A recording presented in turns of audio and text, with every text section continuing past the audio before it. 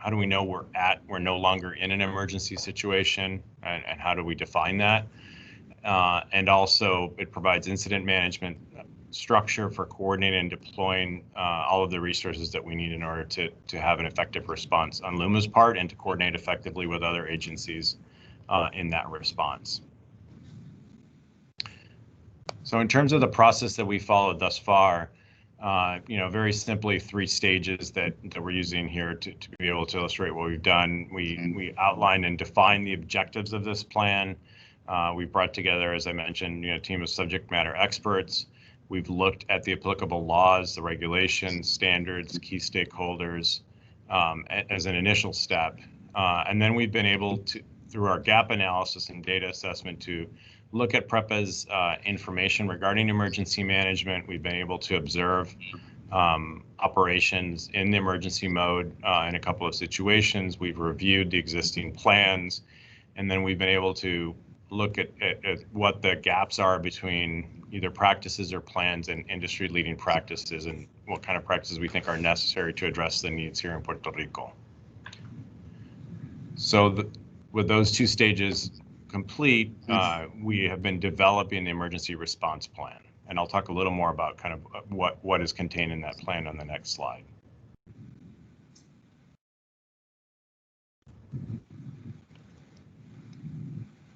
If my computer would allow me, there we go. So this is just an outline of the major topics that are going to be covered by our emergency response plan. It's, as I mentioned, it's quite a robust document. Obviously, there's a purpose and scope. The plan will look at various different situations and sort of the assumed state when we start for implementation of the plan. It'll look at the mission and define the community lifelines that need to be looked after in terms of restoration. It will also define the appropriate organization and assignment of responsibilities for those emergency situations. It will have a description at multiple levels of how the organization needs to be organized in order to have direction, control, and coordination during an emergency. And it will also address how the organization will collect information, analyze it, and disseminate it. In other words, how will we communicate with other important stakeholders, with other agencies, in some cases through notification, in other cases through active coordination as appropriate. There's also a key element of administration and finance that's quite important. The procurement of resources on a timely basis is linked to this, as well as having the systems in place that will allow us to adequately and in a timely manner have reimbursement of emergency activities as PREPA is entitled to from the federal government. And then we'll also look at what kind of advanced planning do we need to do, and critically, what is the training that needs to happen at all levels of the organization? What are the training programs? What will be the requirements for each of the different levels and for different job descriptions for the work that they will be doing in that emergency situation as defined in the plan. And then it will also have some specifics about what exercises need to happen in order to do either tabletop or other sort of simulations to evaluate the plan and evaluate how we implement that plan, and then in a continuous learning cycle to be able to make the changes to the plan as necessary, so that when the real disaster happens or emergency, we will be in a very good place to do full implementation, and everybody will know exactly what to do, and we'll be able to move into an action mode effectively. And then there will also be finally a description of how the plan will continue to be developed and how it will be maintained. In other words, protocols for maintenance of that plan in the future as well. So I'll stop there if there's any questions on that. I'm happy to address them.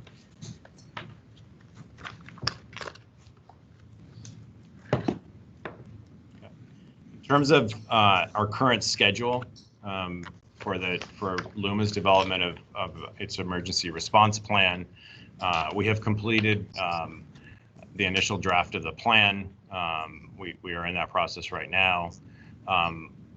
with that draft plan, we will have an extensive tabletop exercise. That's what we're calling it, LUMA Technical Workshop in February, and that will be that workshop will happen. We will collect information and collect perspectives from throughout the organization at the executive level, and then modify the plan as written in draft form in order to make it more robust and stronger from those sessions, which will challenge some of the assumptions and go through how it will actually be carried out in the LUMA organization. And then we'll do that work, and then in April we will have a working team draft completed. So the working team that's been working on this for several months, their final draft will be done. As I said, it will include the input from the technical workshop and other processes. There will be a final executive review, and then there'll be a tabletop exercise, which will be wider than just the LUMA organization, in which we hope to have other stakeholders that are involved. I'd say it's a more robust and more active exercise to be able to make sure that all of the measures we've got in the plan, including the coordination, including communication with outside parties, is effective. And then based on that exercise, we'll put the final touches on the plan. We'll complete the revised draft, and then we will issue it internally and file it with PREP. And we anticipate for that to happen in early May.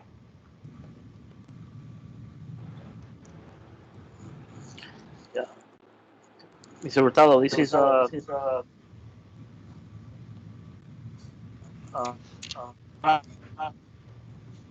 in the meeting is the emergency plan, the approval of the emergency plan.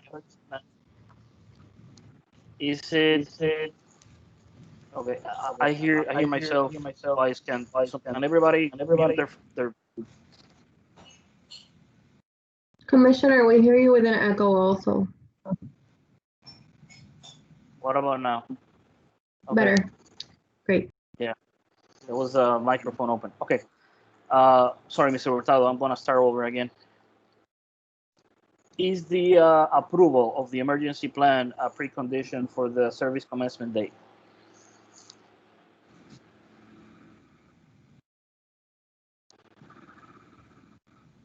I don't believe it is. I know I should have that off the top of my head, but I do not believe that it is. The filing of it is a precondition, but I honestly would have to look at that right now to double check if necessary, but I don't believe it is. The reason I'm asking is because the timeline that you're presenting essentially have the plan being filed with the Energy Bureau somewhere in May, which is atop of the projected service commencement date that LUMA has expressed. Let's put it that way in previous engagements. So that's something that we need to verify based on the fact that the Energy Bureau still have to evaluate the plan and issue a resolution with regards to it. So determining or having that information will be very helpful. And the second question is, if that is not the case, let's say that for discussion purposes, let's say that the approval of the emergency plan is not a precondition for service commencement date,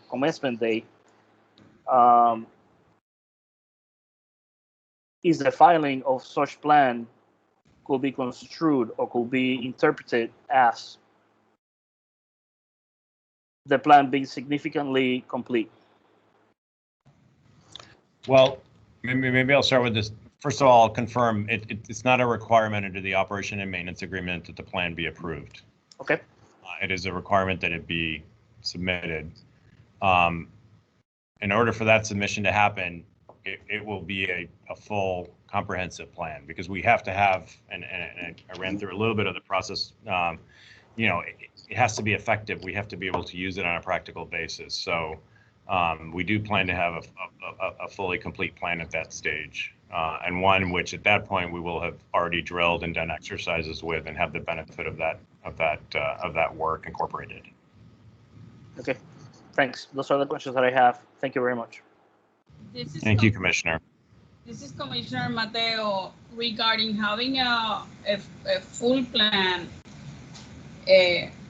Emergency situations, not only regarding energy, are not only under the purview of the Puerto Rico Energy Bureau. As PREPA explained in this docket some time ago, this emergency plan has to be filed and is reviewed by the local FEMA, quote unquote. Are you planning to have the plan filed with them and approved before?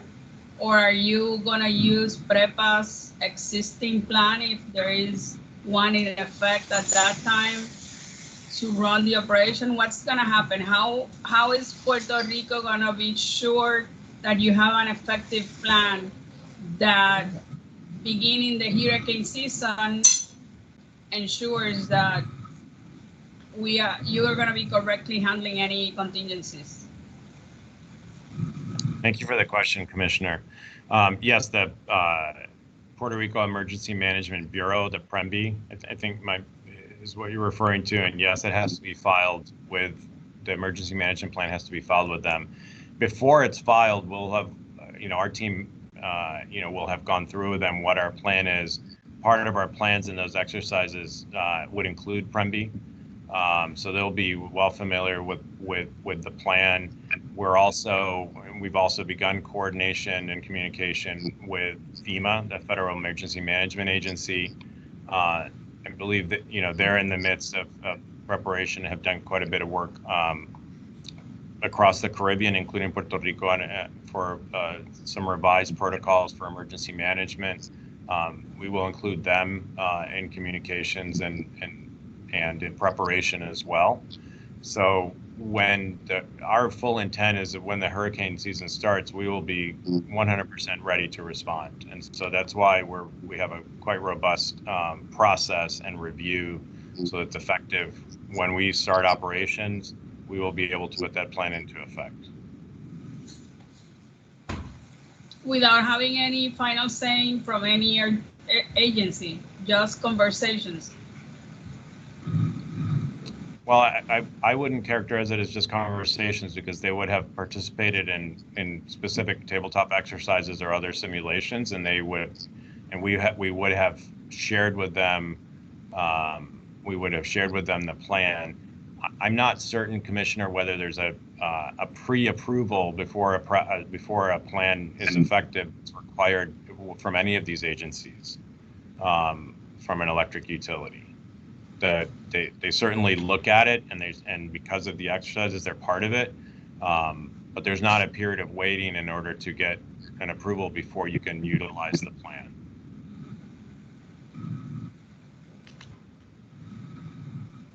Okay, thank you.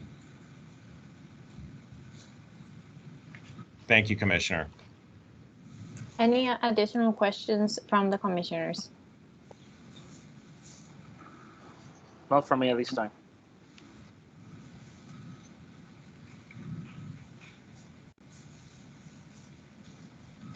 Okay, then Mr. Hurtado, if you have any questions regarding the contents of the filing, you can go ahead. Thank you, Ms. Acaron. We do not have any questions on the filing at this time.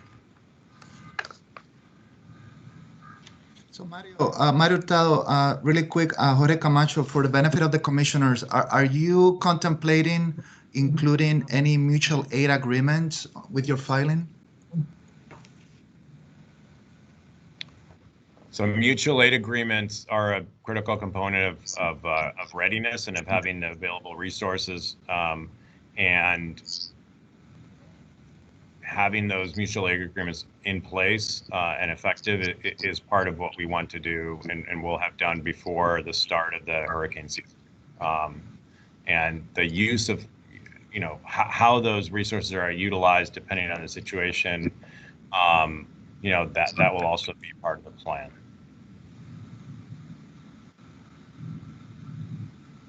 Okay, and then one last thing. It appears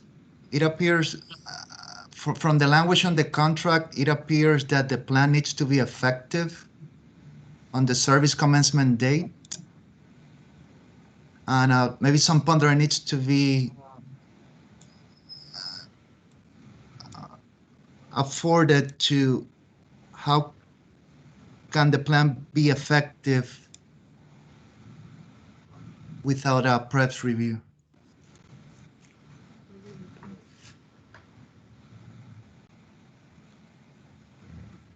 I mean, I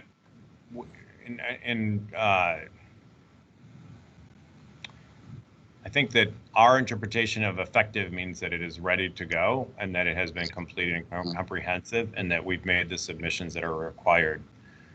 We're not aware of a requirement that there be an approval of the plan in order for it to be effective.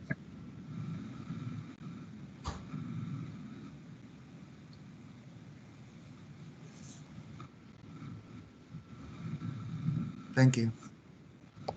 You're welcome. Thank you for the question. Mario, this is Roger Schiffman, a consultant for PREB. I had a question. My recollection from some of the previous emergency response work that I've seen in Puerto Rico is that there needs to be some investment made in terms of warehousing, spare parts, communication centers, things of that sort. Just at least based on the outline that you presented of the plan, it looks like it's more process focused. So I'm curious if the plan will identify those types of investments, or if you're doing that in the SRP or in a different filing. So there are things like warehouses and spare parts, communications equipment, other things like that. For general purposes and specifically for use in emergencies is addressed in different parts of the system remediation plan. There are specific programs that focus on those aspects. And the plan, to my knowledge, will have some clarity about what sort of resources need to be in place and how they will be utilized. I don't have a specific answer to you in terms of warehousing or spare parts in terms of the context of the specific plan, but certainly those are part of having adequate spare parts, having adequate warehouse space, having adequate resources, taking into account what could be delays in acquiring resources from other venues because Puerto Rico is an island, or other things. I mean, those are all part of what LUMA as a prudent utility operator will need to put in place.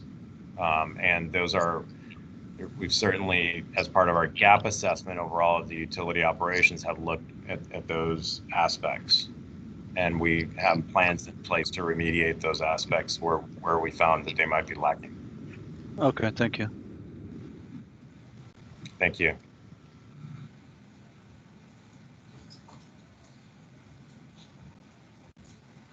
Any additional questions from the commissioners?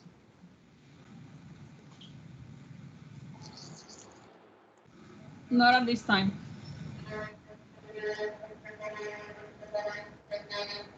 All right. Any comments or questions from PREPA? This is Alfonso Varetti, Director of Planning. We don't have questions or comments.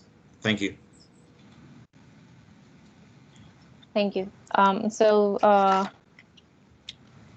Attorney Mercado, I'm gonna ask for you to file the presentation that was given today to us in the case docket, so it can be added to the administrative file.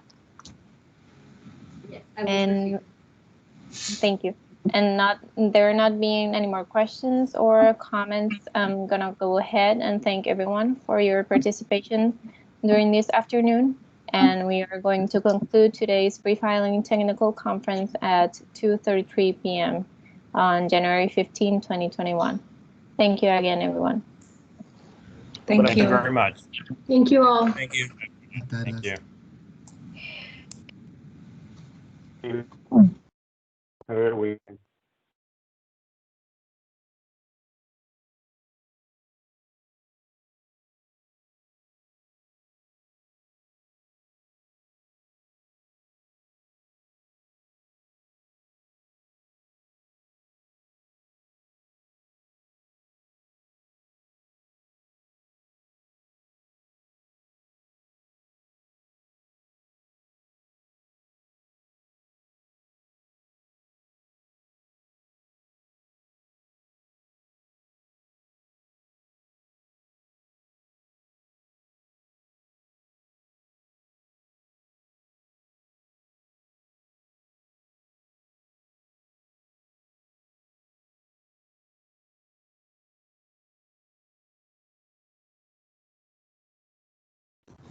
Y Carlos Gerardo por acá.